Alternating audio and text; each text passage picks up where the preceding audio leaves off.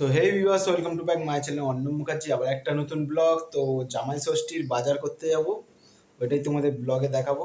ঠিক আছে, জামাই ষষ্ঠীর বাজারে যাব, গিয়ে মাছ কিনবো, ফল কিনবো, আরও সব কিছু কিনবো, সেটাই তোমাদের ব্লগে দেখাবো। চলো ব্লগটা দেখতে থাকো, আর কেমন লাগলো অবশ্যই বলবে। সো ভিউয়ার্স, তুমি দেখতেই পাচ্ছ আমরা কোথায় চলে এসেছি। তো আমি চলে এসেছি রামরাজাতলা বাজারে, তো জামাই ষষ্ঠীর বাজার করতে। ঠিক আছে, জামাই ষষ্ঠী বাজার করতে চলে এসেছি। এই হচ্ছে আপেল, তো দেখতেই পাচ্ছ আপেলের খুব সুন্দর সুন্দর আপেল আছে। তো আপেলগুলো প্রচুর মিষ্টি, কেন আমি একটা খেয়ে অলরেডি দেখেছিলাম, প্রচুর মিষ্টি আপেল। ঠিক আছে, তো ওই পাশে আছে দেখতেই পাচ্ছ লিচু, লিচু আছে, আপেল দেখাচ্ছি, লিচু আছে। তো জামাই ষষ্ঠী বাজার করতে এসেছি বলে কথা, জামাই ষষ্ঠী উপলক্ষে। ঠিক আছে, তো আমিও জামাই ষষ্ঠীতে যাব, ওই জন্য জামাই ষষ্ঠীর বাজার করছি আমি। স্পেশাল ব্লগ জামাই ষষ্ঠীতে।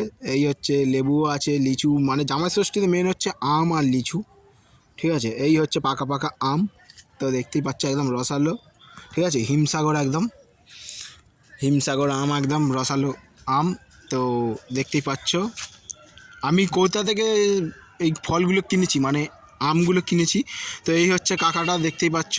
ঠিক আছে, এই কাকাটার কাছ থেকে আমি নিয়েছি ফলটা।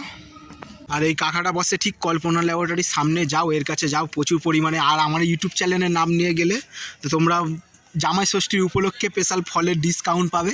তো লিচু, মৌসুমি লেবু, পাকা পাকা আম, আপেল, তো যাও এরকম ফলের ডিসকাউন্ট পাবে তোমরা। ঠিক আছে, তো এই হচ্ছে বেদানা, এ কলা, খেজুর আছে পাশে। তো কাকা বলেই দিচ্ছে, শুনতেই পাচ্ছ তোমরা। তো এই কাকার কাছে যাবে, আমার ইউটিউব চ্যানেলের নাম নেবে, তোমরা ডিসকাউন্ট পাবে।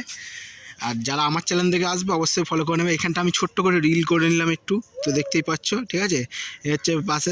তারপর এখান থেকে একটু মাছের বাজারে যাব, মানে মাছ ফাছ কিনবো। তো জামাই ষষ্ঠী বলে কথা, তো খালি হাতে তো যাওয়া যায় না জামাই ষষ্ঠী উপলক্ষে। তো এই হচ্ছে কাকাদের, দেখে নাও।